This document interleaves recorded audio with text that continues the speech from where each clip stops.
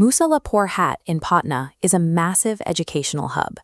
Every year, millions of impoverished children travel to these crowded streets and enroll in coaching centers, working toward the single goal of securing a government job. On June 2nd, 15 attackers destroyed a coaching center, beat a guard hospitalized, and fired bullets in the dark. The target was Khansur. He teaches thousands of students in person and reaches an audience of over 25 million subscribers online. While the industry standard involves charging students hundreds of thousands of rupees for courses, he provides the same curriculum for a fraction of the price. He recently opened a local hospital where a blood test costs 7 rupees and an ECG costs 25, pricing basic surgeries below government hospital rates. 3 days after his center was attacked, the police registered an FIR. But Khansur was no longer classified as the victim.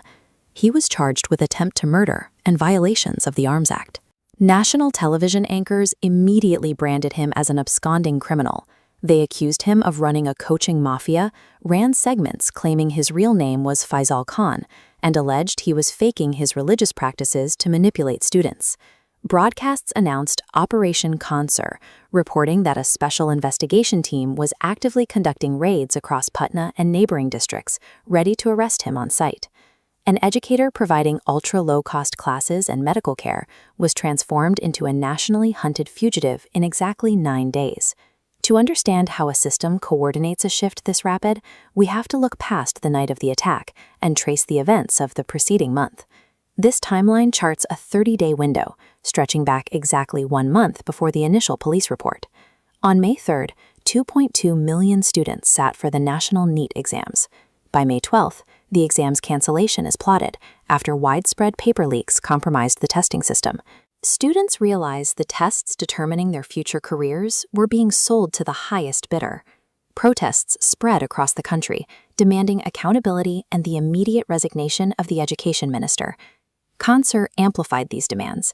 He explicitly called the National Testing Agency thieves, highlighting that up to 40% of these students came from families who had mortgaged their remaining jewelry to afford the exam fees.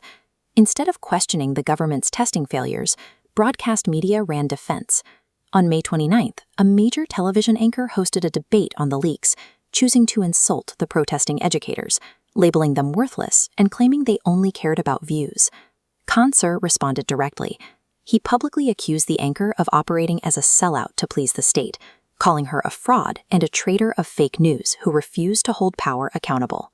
By organizing the angry youth and naming the networks running interference for the government, he painted a target on his back. Exposing that complicity provided the trigger for what happened next. Which brings us back to the June 2nd attack.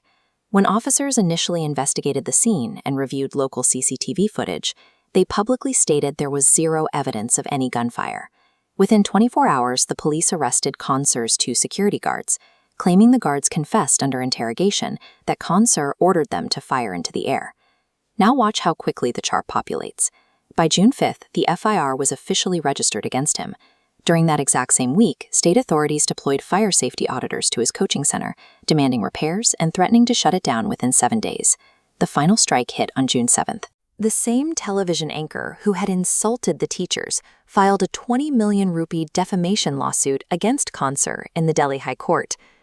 A local brawl over coaching rivalry does not result in instantaneous national media smears, weaponized state compliance audits, and multi-million rupee high court lawsuits. The density of these events shows police, civil authorities, and the press moving in unison to neutralize a specific critic. This map plots the fallout across northern India. Khansur was not the only target.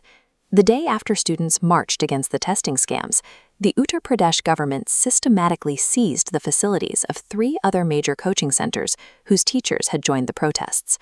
To break the movement, political operatives deployed fake protesters into the student crowds to aggressively shout anti-national slogans on camera. Social media investigators later identified the shouting man as a lawyer. A prominent political troll openly admitted to sending him as a secret agent specifically to discredit the protesting youth and paint them as traitors.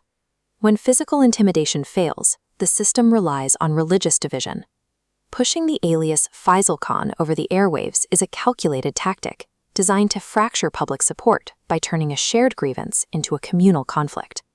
As long as the public is arguing about a teacher's religion, his properties, or a high court defamation suit, they are no longer discussing the millions of compromised exams or demanding the education minister step down. The establishment machinery does not fear a single teacher. They fear the three concepts that these teachers represent: educate, agitate, organize. When you see a coordinated flurry of police raids, sudden audits, and primetime media vilification, you are watching a weapon of mass distraction in motion. Recognizing it for what it is and refusing to let it divide you is the only way to hold the system accountable.